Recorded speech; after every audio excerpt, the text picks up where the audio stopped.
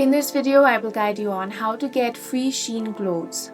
If you want to get free clothes from Shein, then the first thing you want to do is open Shein on your device. Make sure to log into your account. Now you want to tap on the Me icon at the bottom right corner of your screen. Now look for the option of Free Trial Center and tap on that. You can apply for up to 3 items per week here.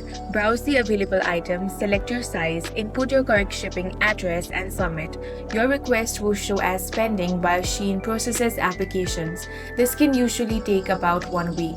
If you win, the status updates to approved and the item ships automatically.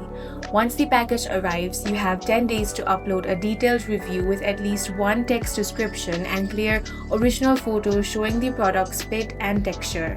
Remember that once your application is approved, you cannot alter the size, item style, or shipping address.